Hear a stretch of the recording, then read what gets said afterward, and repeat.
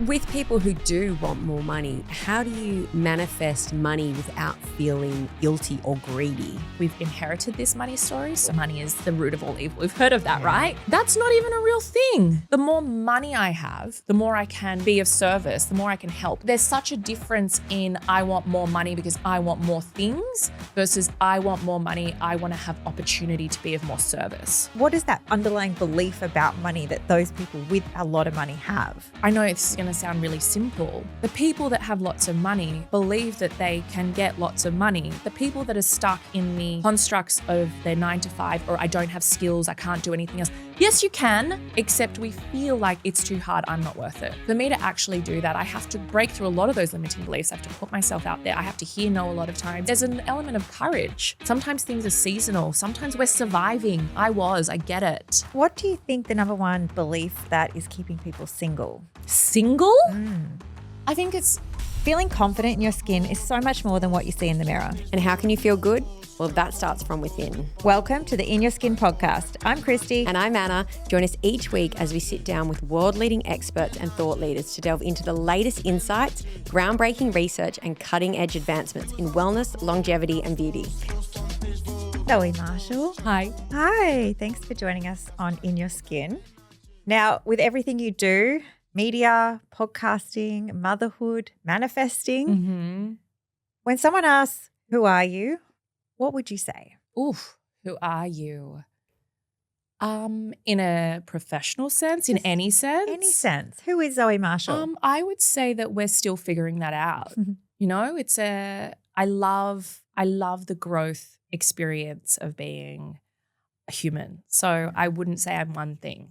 Definitely wouldn't just say mother. I wouldn't just say author. I wouldn't say one thing. I think it's too boxed in. Yeah. Yeah. I like that because I feel like probably every month you could grow into a different person. Yeah. So it's like, who are you now is going to be different to who you are next week, next month. And like, just got to go through different periods of your life as well. And Yeah, it's a big question. Yeah. I feel like you got to ask me at the end Yeah. of my life, not. No, someone asked me this question the other day actually, and I was like, that is like, who am I without all the doing and achieving and all that kind of stuff? And it's a really interesting question, right? Because we kind of do identify ourselves with things we do. with things we do, but like, who are we without all that? But anyway, maybe we might come up with that. I think that's interesting because that's where I am right now in my life is I set a very specific time to not do /achieve/hustle because I'd done that my whole life.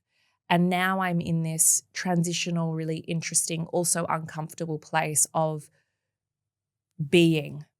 I'm just being in my life. I'm living in my life. And that's I haven't actually met many people that do that because everyone's just always on to the next thing. So there's no blueprint for what I'm in right now, which is why that's an interesting question because I'm also finding that out. Yeah, I love that. And when you say you're just living, are you just basically saying you're just letting things happen as they happen instead of planning? Correct. Okay. So I feel very strongly that whether you call it source, spirit, God, has our best intentions, has the best plans, and that we often get in the way because of generally a sense of safety seeking, right? Survival. So we work as hard as we work, or we need to do things for our identity to be acknowledged. We want to fit in, we want to belong. What does it look like for me if I am open to being shown where I'm best of use?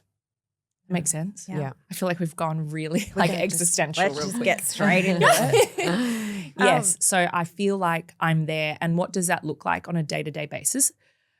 Different. And I also am struggling with the privilege of that because I've come from such a place of distress and survival, DV, loss, grief, trauma, that being in a place where I have my needs met and I'm being able to sit with receiving my needs being met, I have some guilt, I guess, to those people that don't have their needs met. It's just a really it's an interesting place to be in. But you've been there where you haven't had your needs met. Yes. So you know what it feels like. Yes. So in a way it's kind of like you get it, but you shouldn't feel guilty. bad or guilty Yeah. because you've been there. And I feel like Yes. a lot of people have been there Yes. and then they come out on the other But side. isn't it an as well. interesting thing that we often don't allow ourselves to feel the gifts or the pleasure or the moment of our lives? You know, I was just at a friend's wine launch and it was beautiful. It was like flowers everywhere and she was dressed up and everyone was celebrating her. And as she spoke and said her thank yous and what it all meant to her, someone from the crowd yelled out, "What's next?" And it was like, I mean, so normal, Yeah. right? But also like, I just felt this disrespect Yeah. to The not moment. just, to the moment, but also to the person that said it. Like, you must feel like always what's next. I used to always feel what's next. You guys might always feel what's next. You're never in your life. And so life passes you by and you're like, oh my gosh, I didn't even enjoy that part. I didn't even celebrate that part. I was not feeling safe enough that I had to go straight to the next thing to feel like I was busy, I was distracted. Yeah. And being in that, okay, so we've got the good things that we want to enjoy and feel in the moment. But what I've learned recently is it's actually the things that make you feel uncomfortable is where the real growth happens. Yeah. And where if you can sit with it and feel the emotion of grief, sadness, anger, whatever it is, and process like how much that is so beneficial for you. And in order to keep moving through life, right? Because we're all going to come up with challenges and things in our lives, trauma, heartbreak, whatever it is. And so being able to learn to go through that and come out the other side is pretty magical. Can you take us back to a moment in your life where you've had to do that? Oh, just one. You know, I have this very vivid memory of I was in a really dangerous relationship. I was in a very violent relationship. And I was also in deep grief. Lots of horrible things kind of all happened within 18 months. And just the constant crying on the shower floor. You know, that like deep sobbing, it's almost animalistic, it's primal. And then getting up and kind of like, is there any point of putting a face on today or getting dressed? Because I'm just going to cry my mascara off. I'm just going to, there was no end in sight. It was just the constancy of grief and feeling optionless. And yeah, I think especially when you're younger, because we're going on almost 20 years, you don't even have retrospect or a perspective that's opposite than what you're currently in. You're just surviving that horrific moment. So yeah, I have lots of those that I can relate to. But how did you get out of those moments? Because you've obviously been through so much, and your mum had cancer and passed away from cancer. You also went to court, or your family took you to court as well, and this all happened like around the same kind of 18 months. And so, how do you get out of that? Like when you are in such a dark, deep place. It took a long time, and I'm not saying that will for everybody. It was just a very condensed period that I was in so much pain that I wanted to know that there was another way for me to be able to process it or move it or have it seen or witnessed. And I was so isolated in the world. I didn't have anyone to show me that way, that I guess it was the beginning of my very first manifestation of how or where could I go to start my healing. And I found this place. It was a very, very unorthodox, cathartic retreat.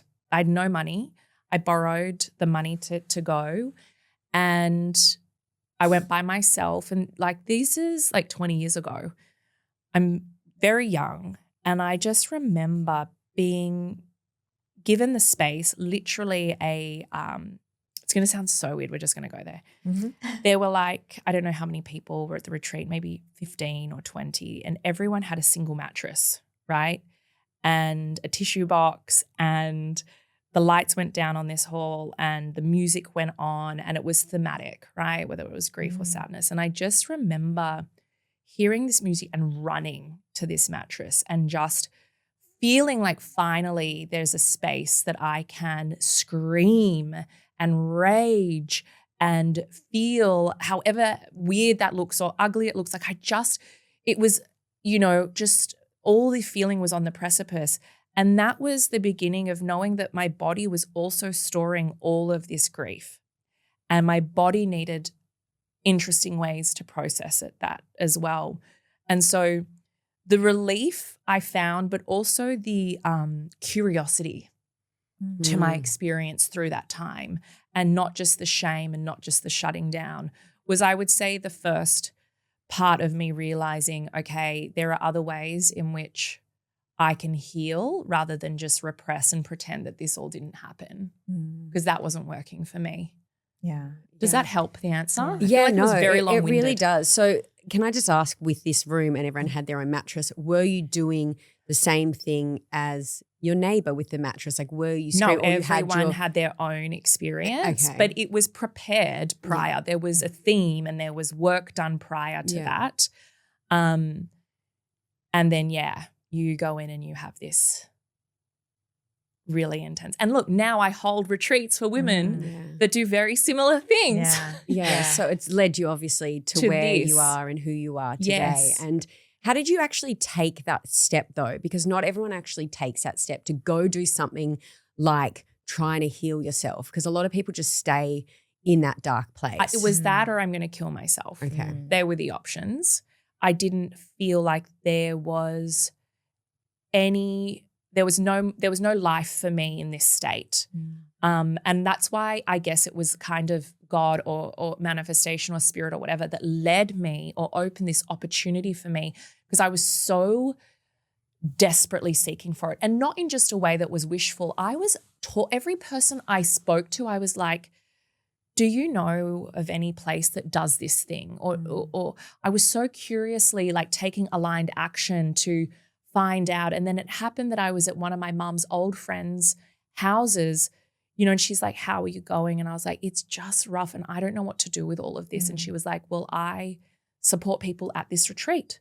And I was like, I need that. Yeah. I get goosebumps. I was like, I don't know how. I've got no money to do that thing, but I will get there. Yeah.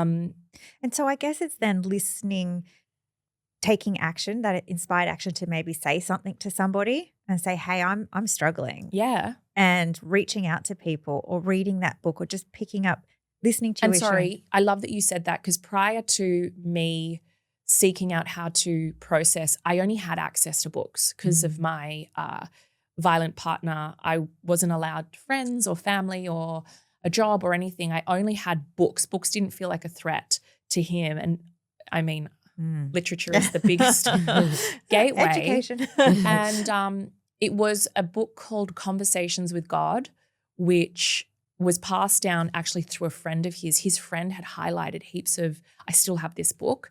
And it was the kind of almost like a shining light that things aren't right. I had to have that as a reference point because I had no other. And from that point, it was like, oh, there's more. Yeah. And then to figure out what that looks like. Yeah. And there's also a way to get there. You thought that there was no way. You didn't have friends. You didn't have anyone to help you and really to speak to, but you found a way. And I think we all have that. There's like an innate knowing in all of us, and that can definitely be trampled on and manipulated. And then when you get really quiet, you can hear it and it says there's more, or reach out, or that person can help you, or whatever it is. Yeah. We all have that. Yeah. And I think it's getting closer to that again. And that's what my work I try to do is like get you listening back in and trusting yourself again. Yeah, love that. And I love that you've written a book as well. That's it's so like weird. Full circle. It's very weird. Yeah. It's such a weird experience and very just humbling. Like I feel so grateful that I've arrived here and I'm still in the learning. I'm still in the unknown. I'm still in the like I feel like that will be continual forever. You will continue to learn. Yes. You will continue to be a different person. Yes. But let's talk about your book, because we are going to be speaking a lot about manifestation, or what you call co-creation. Yes. You say it's more than a self-help book. Correct. Why do you say that? There's two parts. Part of it is because it's memoir. So I'm using real life evidence of the things that I'm talking about as co-creation. So we've got tools, and then I'm like, this is what happened to me. And this is how I applied it. And these are the results, or this is the evidence. Whereas I feel lots of self-help books are very tool-driven or anecdote-driven, but you're like, is there a personal element? I don't understand. The other reason I think this is very different to manifestation, people, courses, books, is manifestation has often felt very privileged. You know, it's felt accessible. Why? Because the people that have been able to connect with it have their needs met. They're not surviving something. Like me in the bottom of the shower, I don't even know what that concept means, right?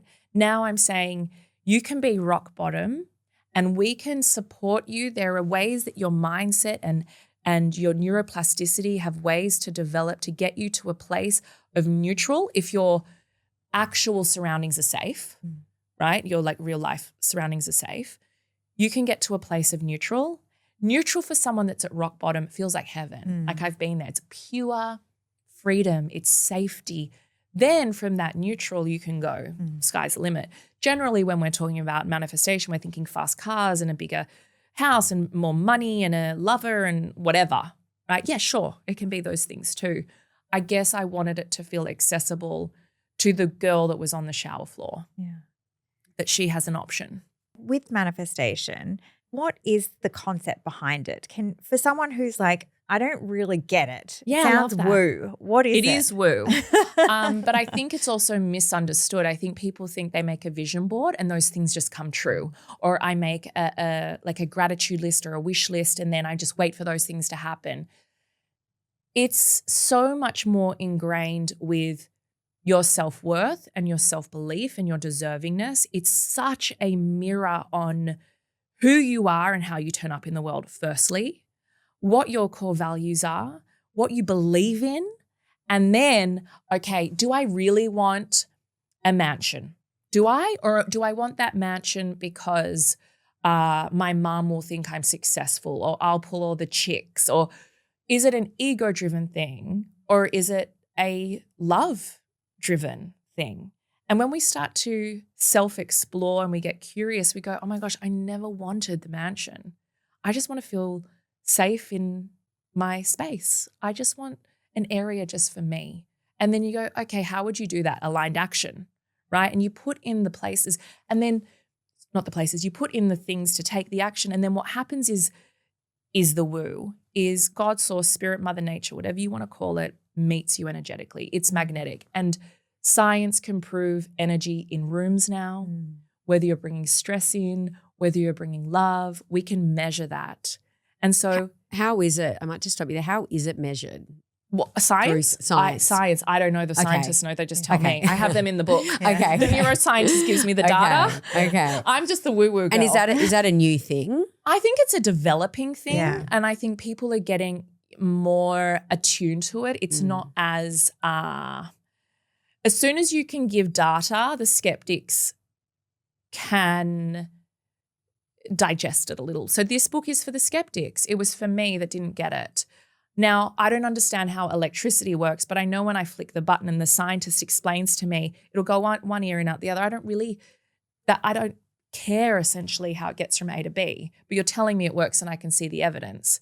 The same thing with co-creation. You're telling me that my mind, I have a RAS system, a reticular activation system, that when you tell me, or when I tell myself I want to buy a red car, you know this, or I'm pregnant, everyone you start to see is pregnant, or you just see the same red car. I've never seen these before. Our brains, our minds are so clever. But if we can hijack them and make them work for us to find out search for the things that we're wanting to call in, that we're wanting to align with, they will do that. So it's not all magic and woo-woo. But what I'm saying is I know when I am in the primed state, that's another thing I want to talk about, to receive the thing that I am wanting to call in, the universe will meet me with things, little things, serendipitous things, people, conversations, opportunities. But with that red car, so are you saying it's already out there for you? It's just how you get there to get it. So when I do think about that red car situation, you say, okay, I want to buy a red car, and then you keep seeing all these red cars. So is that the same thing as manifesting, where you're like, okay, I want to get another car, or I want to get a house, or I want to get this. And now because you're starting to think about it more, that's not why, necessarily. Okay. I think they're two different things. Okay. I think your RAS system works however you want to work it. So if you wake up in the morning and you stub your toe and your kids are screaming and everything's going annoying, and you allow the beginning of the day to take hold of you, right? And now it's a difficult day. I've hurt myself, my kids, I can't handle, blah, blah. The RAS system immediately goes on to, it's a hard day. I'm going to search out things that are hard. It just does. It's science. It's your brain. You shift that and you take ownership of your day. As soon as you wake up, you're in your alpha state and you go, you set an intention, or you have an affirmation, or you are in deep gratitude, right? The way the RAS system works, it's looking for wonderment. It's looking for connection. So that's what I'd say about the red car, right? You're looking for the thing.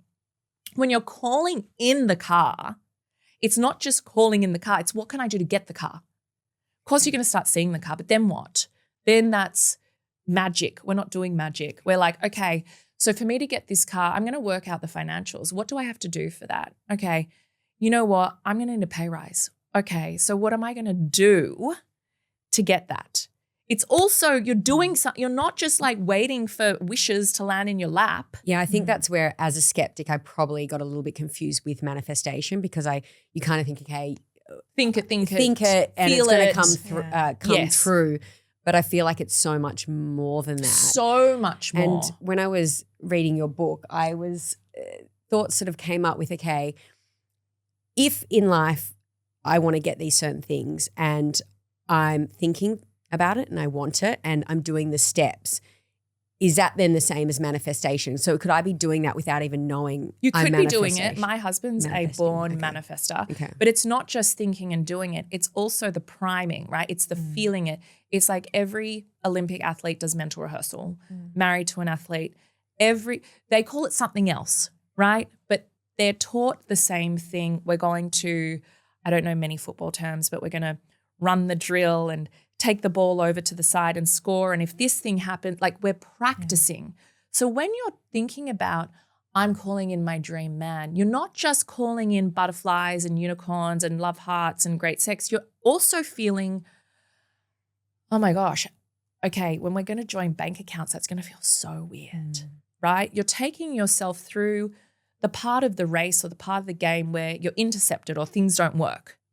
You're preparing your mind, your soul, your nervous system for the things that don't work. So when you get the love or the car, you don't just self-sabotage it.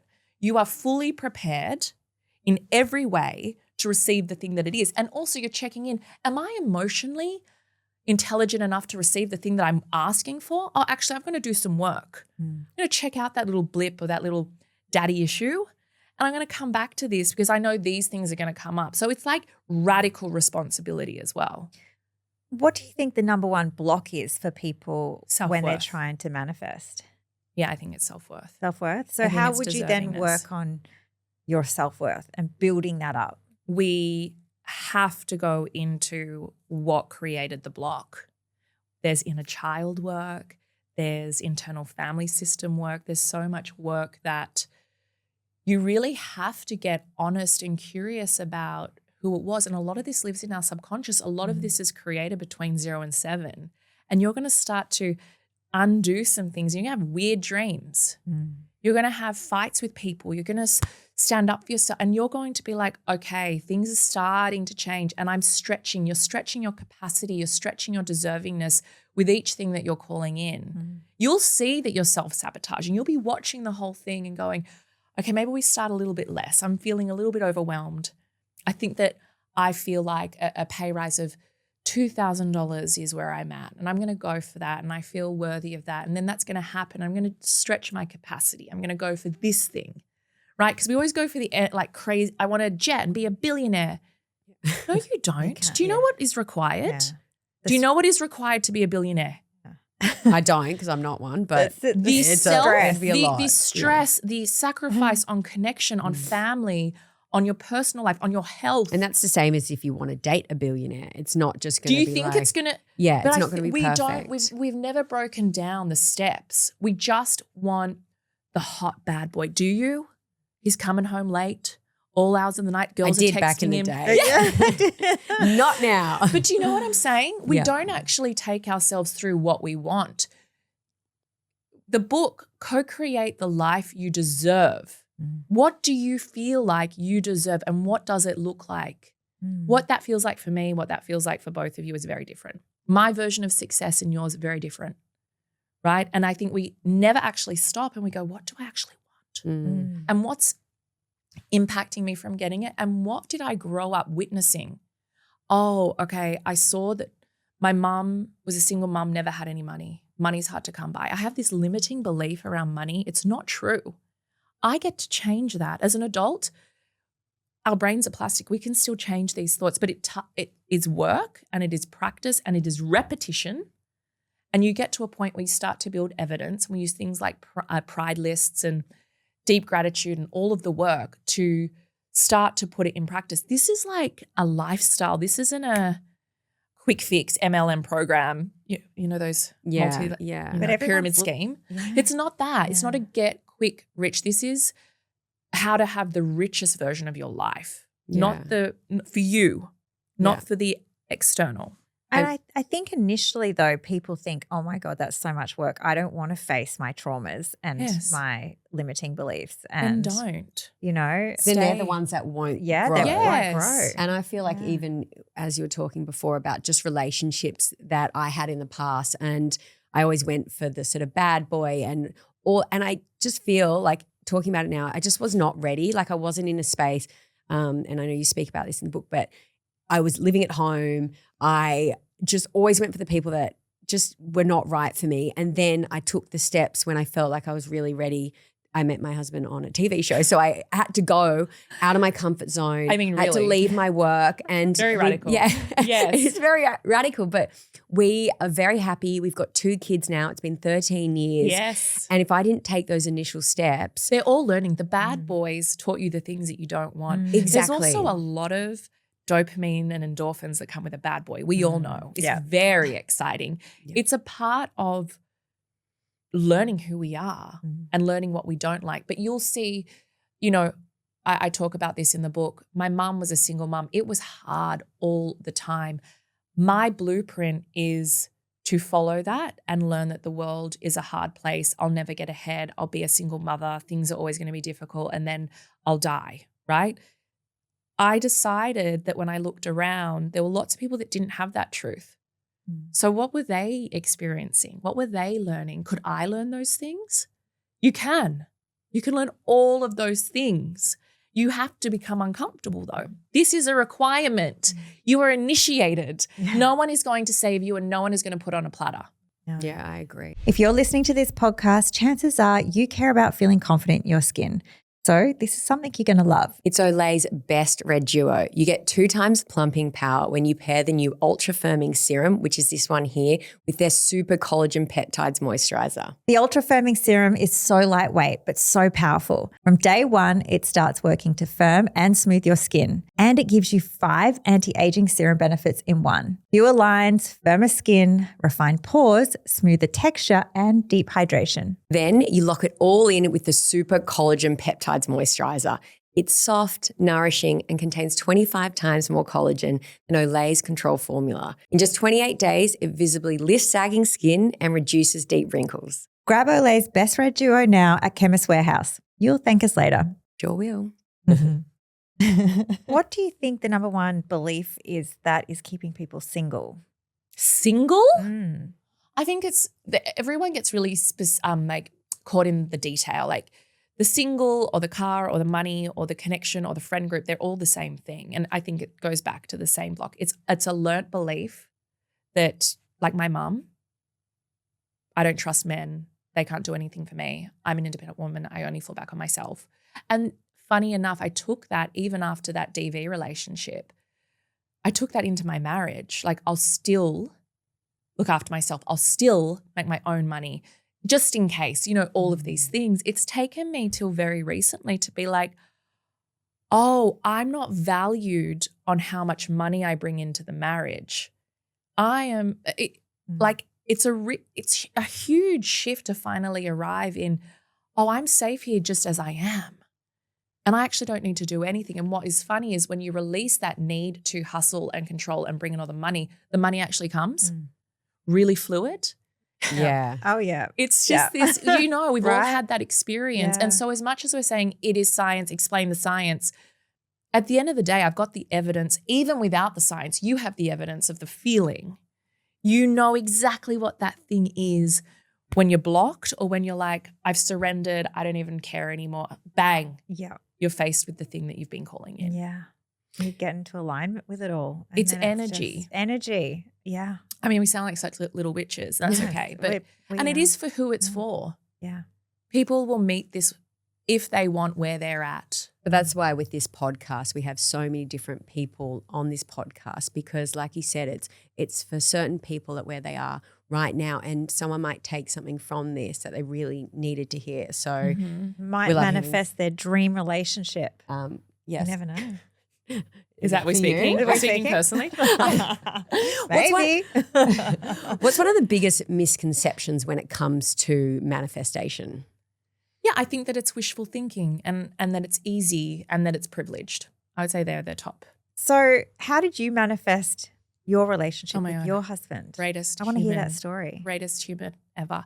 I actually believe, it's very funny, I remember in year 9, a friend and I were writing a list of our dream man.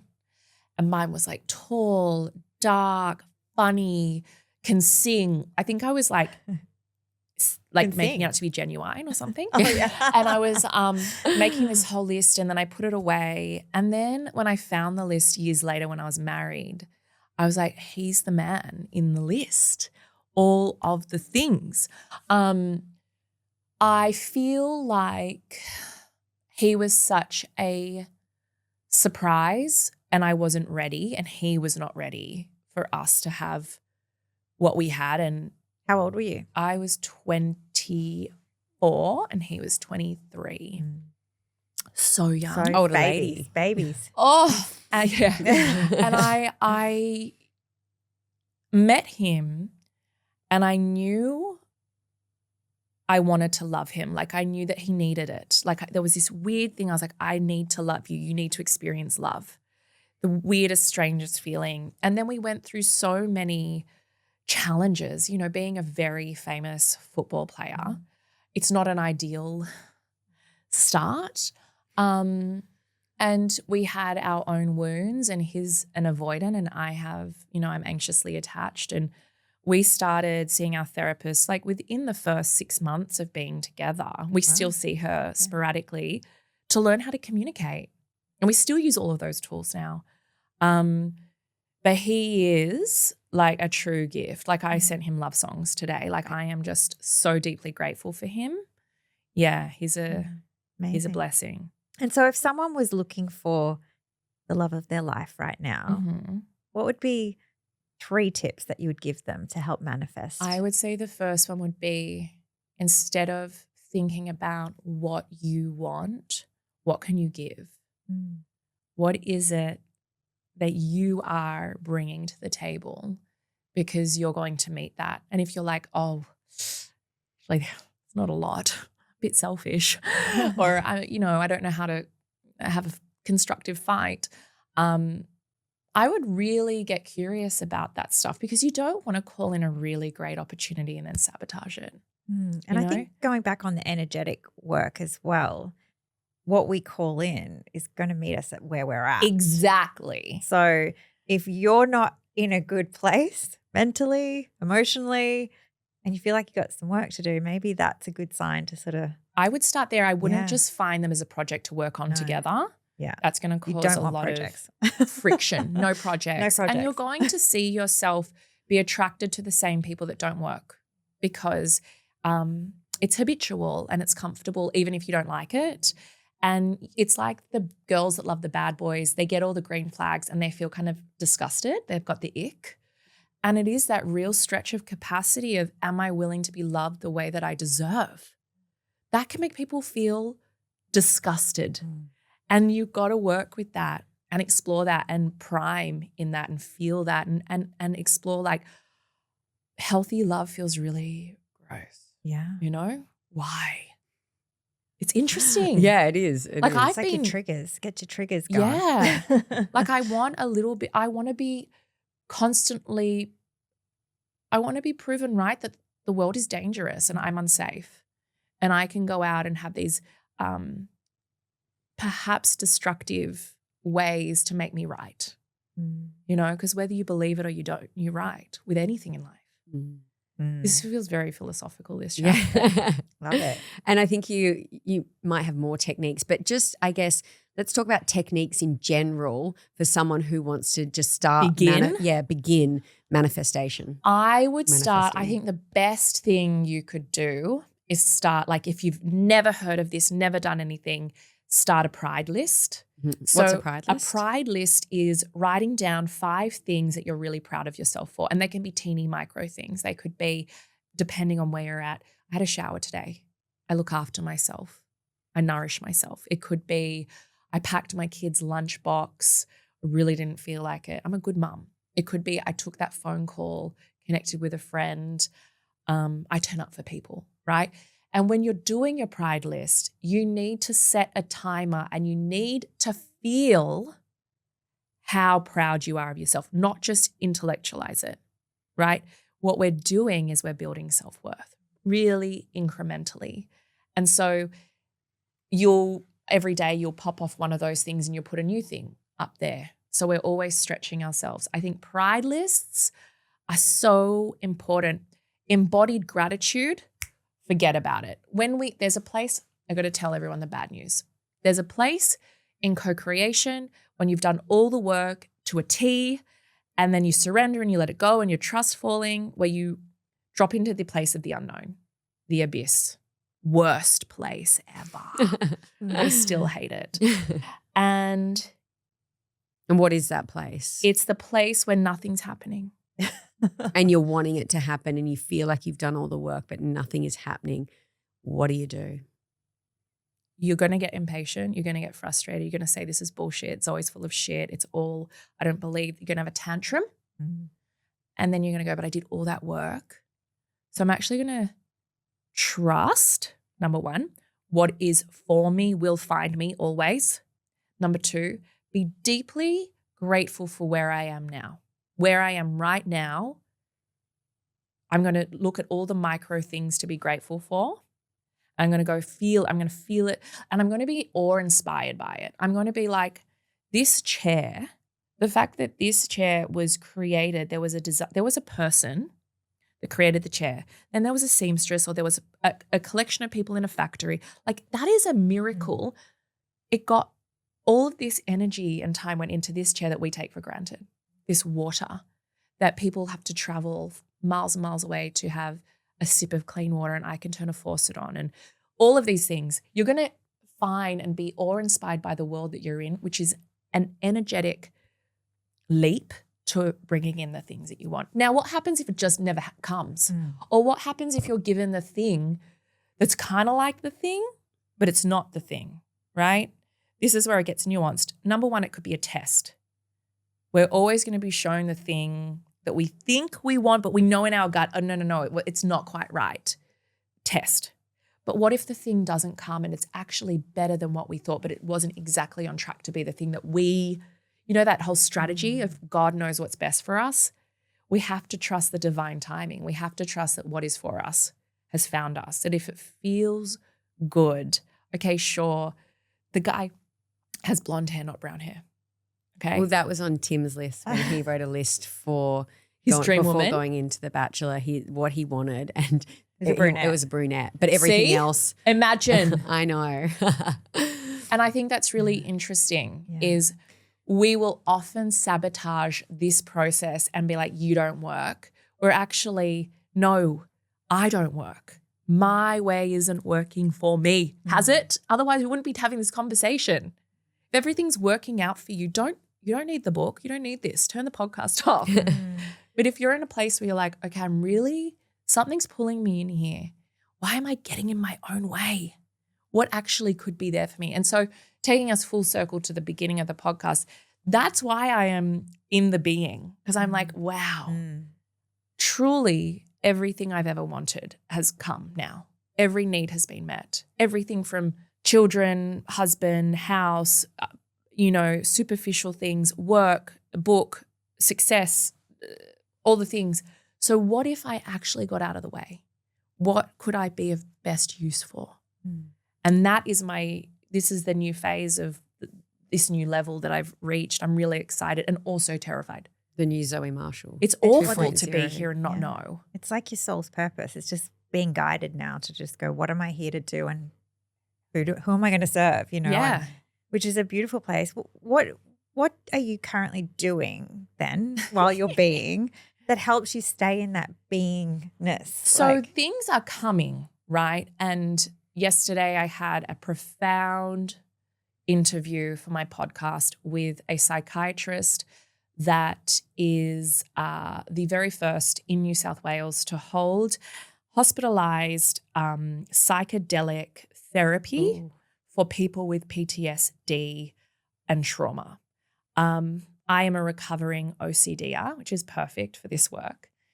And we had such a unique, fascinating conversation that there's been an invitation there for me. So this is what I'm saying with, I don't know what is happening, but when an invitation comes in, I get to explore if that invitation is right for me. Same with, as well, last week, I got to have spinal energetic work with Sarah. Things are coming and I'm turning up to meet them. And then what happens, I don't have an expectation, but it's always mind-blowing. And so I'm just in the humility of the invitation and the experience. Sometimes there's nothing. And I just go and I sit under a tree for 3 hours and I feel all of the feelings. What's the point of this? This is very wasteful and also a privilege. And also I feel guilty. And also this is amazing. And I'm just having a very strange human experience. Which so I feel there's no time limit, because we were talking about that abyss and nothing's happened. So you can't put a time on manifestation and when things are going to happen. Because they could happen the same day. Okay. Or they could happen in a year. So if someone then was to sort of say, because You want some certainty from me? Yeah, I do. I definitely do. But I'm always I think the worst and hope the best, because I don't want to disappoint myself. Same, babe. It's really bad, and I want to get out of that. I learned that from my grandma. You always got to worry about what's coming. Be prepared. Be prepared. You're the opposite. We're like constant. I'm like, no, but we're going to do this. Imagine this. And she's like, no. And I was a lawyer, and I've always like, you're just cock-blocking yourself all the time. Exactly. And that's one thing I really don't like about myself. No, we love her. We're just going to watch her. Yes. We just want to. We want to be curious about her. Yeah, because I see my other girlfriend who's always like, I'm going to get a park right outside. She does the cafe and the park, and she always does. And then the one time she didn't, I was like, see, I told you. But how do you, like, with the skeptics out there saying, well, isn't this just life? You go through ups and downs, you get things, you don't get things. How can you say this is manifestation versus this is just life? It's up to you. Choose. Yeah. I'm not even just saying it's just manifestation. I'm saying this is just a completely different way to engage with life. You can let life happen to you, or you can participate. You're the in the co-creation. It's happening regardless, right? So you choose. I in the nicest way, I don't care. Yeah. Because I'm over here under a tree. I'm okay. Yeah. I might be doing MDMA in the hospital. Whatever you choose to be your experience is your experience. Yeah, I like that. I think it gives people the choice, and that's why when it comes to don't pick up the book. It makes no difference to me that my success isn't attached to how many people read the book. It's just not. It's not attached to how many people come to the retreat, or I know that if I am being of service, and this is something we haven't discussed, right? That is my through line and all of our through line. We're all in this gimme, gimme, gimme society. When I know that I can turn up here and be like, well, how can I be the greatest service to this conversation? What can I do to give? That's when it's not about me anymore. The book, it's all quite irrelevant. With the book though, what's the biggest transformation you've seen come out of it? I don't like answering that because I feel like a big wanker. No, you shouldn't say that. No. You got to speak positively about yourself. I speak positively about myself, but it's really weird to say it's changed people's lives. I feel like I'll give you some numbers. You can put them at the end of this episode. Yep. And they'll share it because it's not even just the book or the podcast or a retreat or a workshop. It's their ability to meet themselves. And this is just a small little gateway. It's them. It's got nothing to do with me. Everything is inside of them. But for them to say, I left my marriage. I'm not telling everyone to do that, by the way. It has to feel right for you. I left a job that was sucking my soul and I've started my own thing. I am happy. I have found community. I feel connected to other. I am living day to day feeling full, not depleted. Right? Like it comes in all shapes and sizes depending on where people are at. But it is just a constant humbling because it has nothing to do with me. That book isn't, my stories are my stories, but the work is ancient. I didn't invent this. I'm just sharing a new perspective on it that I feel like people that don't feel like they have been allowed into the circle or the conversation now has. You've got to give yourself a little bit of credit though, because if they hadn't read this book, yes, it's within them to do that. They would have found it. Hopefully, but you've also got to give yourself credit because there are a lot of books out there and not only your book can help people. There's other books that can help people. So it's like, what book is going to help me? So you also do have to give yourself credit. So I feel like just grateful we had the opportunity to write it in the way that it was written, how quickly it came into the world. You know, it's a Spotify best of, it's on billboards. People have access to it. That was my thing. So yeah, I give myself credit that I was a tool and that I'm still a facilitator. You know, I was thinking after that session with Sarah Jane, the spinal energetics, I was like, oh my gosh, I think I'm a transition mentor. Because I've been like, you know, who are you? Yeah. But in a sense, I feel like people meet me when they're ready to explore a part that feels scary. And, you know, I make them do some weird shit on these retreats. You know, there's screaming to a fire under a full moon. Sounds like my husband's acting classes. He's done a few of those to get the emotion out. Like it's somatically, we need the amount. We're so stunted. We're so constipated emotionally. And so we don't even know who we are because we're so blocked everywhere that we dance. It's funny. But it's not actually. Movement helps you move emotion. Yes. And it's proven. Like science is proving doing the energetic work helps you to move through and process emotion. And you'll feel things that you don't have to make sense of. Like don't get in your head about it. Just move your body in the way that you do it. So I do all this with them. I'm not just like, I'm going to sit in the corner and you all dance around me. It's like I'm very open and vulnerable on these retreats and I have to lead by example and I have to be screaming under the full moon and get primal with them or they're not going to trust that I can hold that for them. And I think people are now becoming more open because I know before meeting Tim, who's a chiropractor and more so in this world. And oh my God, he'd know all about spinal energetics. Yeah, he does. And even when we wanted to do the mood boards, and I know it's much more than mood boards, but I was someone who didn't even do a mood board. I was like, oh, mood board. Like mood that board was like great. Yeah. But it's funny. I'm just more open and group sessions. Yeah.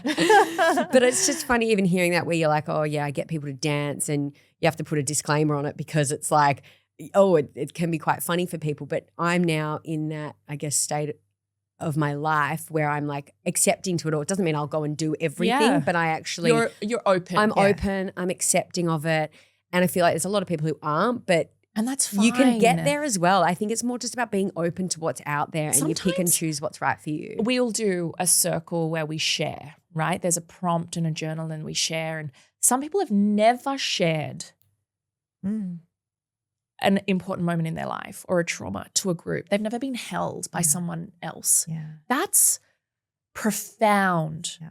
Like it is. And there's something in that, the power of community and the power of finding people who are also on the same journey. Oh my gosh. Because then you tap into that gives you more confidence to be able to take the steps or to share that thing, to move through. I had to create.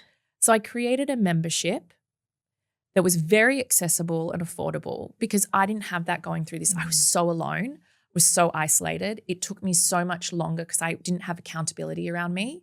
And to have this group of women, and when I tell you it's a sisterhood and men are welcome, I don't know why they don't come. That's one of the biggest things for them is they've found their people.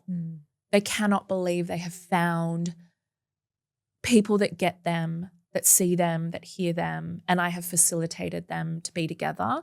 And so we have a workshop every month and they'll go off and just be like, and like do all of the things. And I actually get FOMO because I'm like, I want to be best friends with everyone, but I feel like maybe I can't now because I'm over here. It's a weird fine line. But you're right.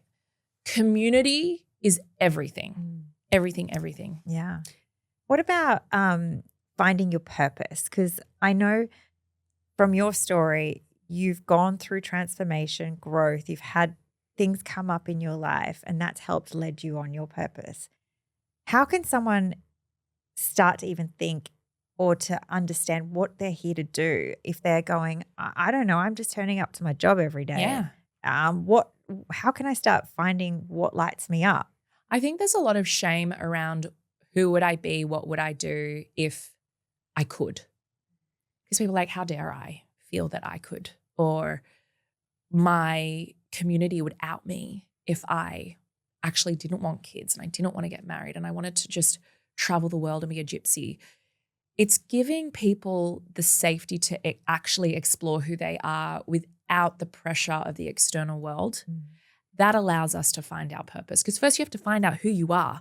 You can't find out what you want or what you long for if you don't know who you are. And we're so conditioned to be all of these other things for people, especially women, especially mothers, that your true self is so far down, it's so deeply buried, it's lost its color that you need to kind of unravel self to be able to be like, okay, that's who I am first. Oh, I actually like that. Like I've started to be like, what would I wear? What would how would I dress to feel like I've got my bleed styles on? I want baggy pants. I want baggy top. I want to feel, fluid. And I don't even think we get to explore how we eat or what we listen to or the conversations we have. We're just keeping up and we're also really distracted. We're so disconnected because of the algorithms and the Instagrams and comparison and it's radical what I'm talking about. Yeah. And you have to find those people around you that are willing to kind of keep you accountable. And also when you're like, this shit doesn't work, I hate it, fuck you, are like, I get it. Yeah. I get it, I'm with you. Yeah. Let's go for a walk. Can you manifest as a couple? No. Why? You can only manifest for yourself. Okay. Can't manifest for your kids. Can't manifest for other countries, for politics, to save others. Is there a reason behind that? It's all to do with you. I can't make you understand your self-worth to get you that thing. And to do the things as well. So can children manifest themselves? They can. Can I tell you a story? Yes, I'd love love to hear it. Best. Okay. So I don't teach my kids this stuff, but obviously it's around. And the other day, so my son, bless him, he didn't get my husband's sporting jeans. He got mine. And which are, I assume, very terrible. They're not. They're not really. They're non-existent. We're there for morale. We're there for the outfits. We're there for the combos and the celebrations. But we're not really there for the athleticism.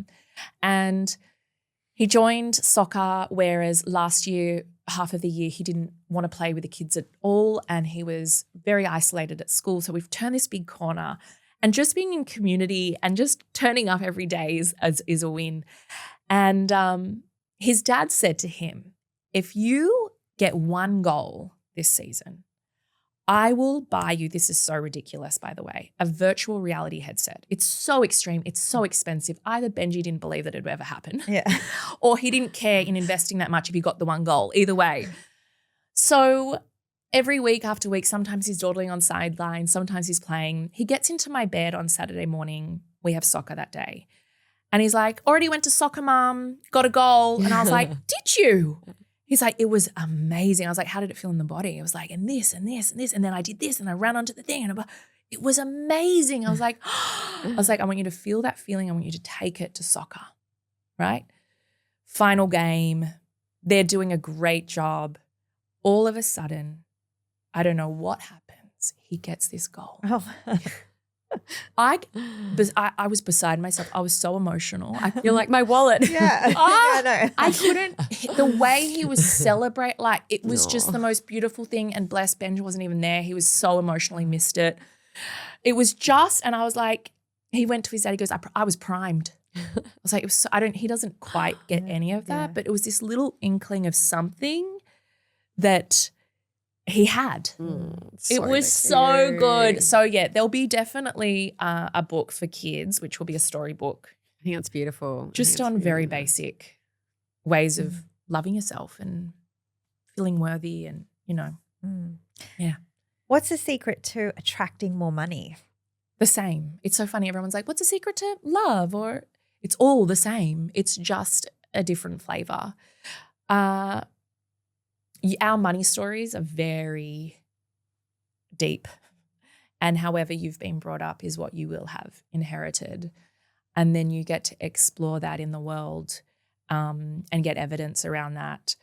And what is your version of abundance? I saw something on TikTok which was like, we all have our bank account of what is our safe number. Like it might be for somebody 1,000, it could be 100,000. And when you got that, you're kind of like, okay, I'm good. That's an interesting thing to explore. What is abundance for you? What is wealth?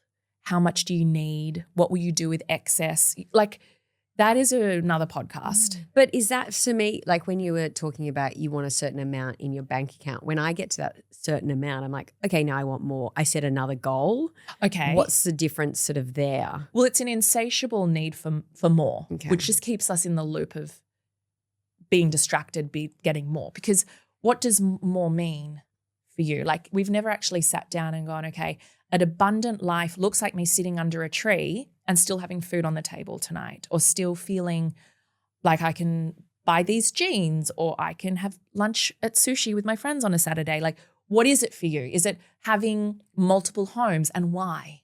Is it having whatever it is, 3 businesses, and why? Is that actually making you feel abundant, or are you doing so much output that you're not even feeling rich? You might have all the dollars, but you're actually feeling overwhelmed, depleted, all of those things. So I think that thing of like, I want more, I want more, I want more is a construct that we have inherited by a system that wants to keep us distracted from ourselves. And keep us working. Yeah. Keep you busy, babe. Keep you busy. You can't feel anything. With people who do want more money, how do you manifest money without feeling guilty or greedy? That's the same thing. It's working on we've inherited this money story. So I have stories around money is just for evil people. Money is the root of all evil. We've heard of that, right? Yeah. That's not even a real thing.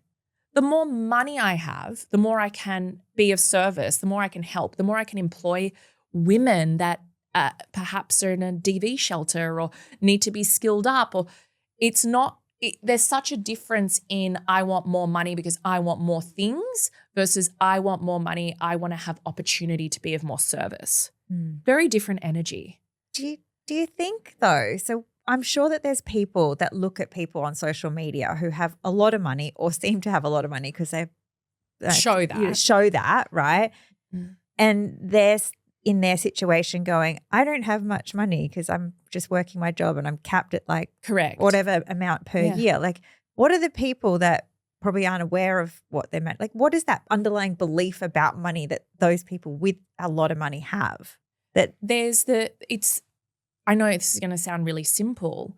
The people that have lots of money believe that they can get lots of money. The people that are stuck in the constructs of their 9 to 5, or I don't have skills, I can't do anything else. Yes, you can. You can study. There are a lot of free resources online, 1 million free resources online to expand your wisdom, to be able to expect or accept more money. Except we feel like it's too hard, I'm not worth it. Like for me to actually do that, I have to break through a lot of those limiting beliefs. I have to put myself out there. I have to hear no a lot of times. There's an element of courage there as well in that thought process, in that belief system. So I know people are like, well, and this is what I've been sitting with, well, fuck you, like I'm working at a cash register, like life is so hard, I'm just trying to feed my kids. Yes. Sometimes things are seasonal. Sometimes we're surviving. I get it.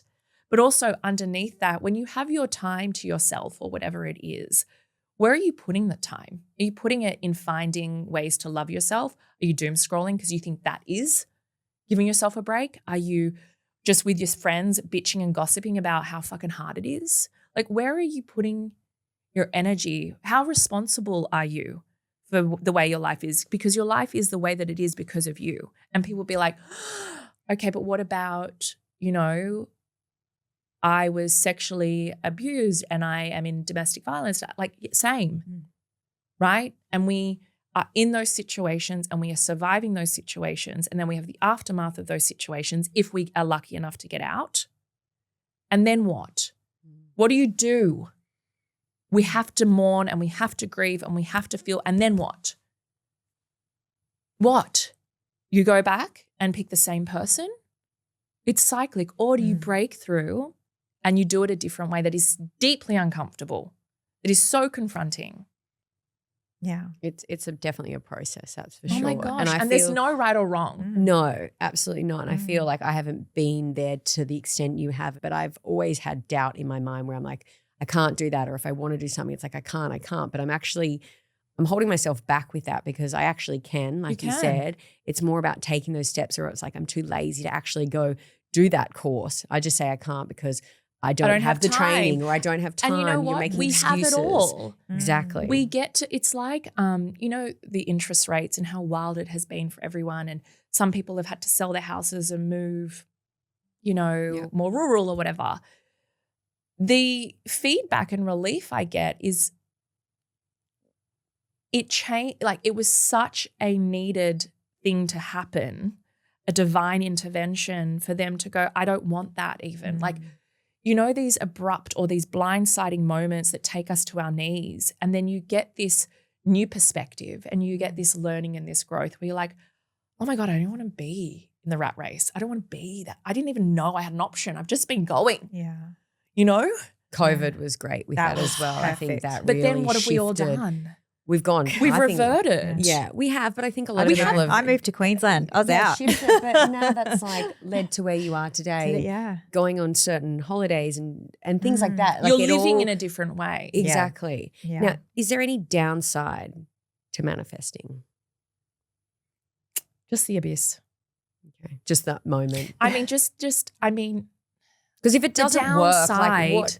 If it doesn't work, it's not. You think you want that. Yeah. It's not right now. So it will always work for your but highest you've got good, okay. always, unless you intercept and fuck it up. Okay. It's your problem. It's your fault. Yeah. So we do need to wrap Let's up. wrap it up. Okay. So did you want to ask the last question? So we always ask our guests this question. It's what makes you feel confident in your skin? Humility makes me feel confident. Isn't that a strange thing? It feels like a juxtaposition, but I think that the more it's about other and the more humbled I am by life, I think that makes me feel truthful, and confident. Yeah, it's nice. I love that everyone that we interview, they all have a different answer, which is so nice because it does mean something so different to everyone. But thank you. Thanks guys. It's an absolute pleasure. Now, also, where can we find you? Social media? Yeah. Got your book. Screaming Under the Full Moon. Arise.com.au is pretty much everything. The book's everywhere, big W. You can listen to it for free on Spotify, which I love because I think that's really accessible. There's courses, there's memberships, there's me. You can take and leave what you want. Amazing. Yeah. And we'll leave it all in our show notes as well. Yeah, so thank you. Thank you. It's been a pleasure. Appreciate it. Amazing. Thank you.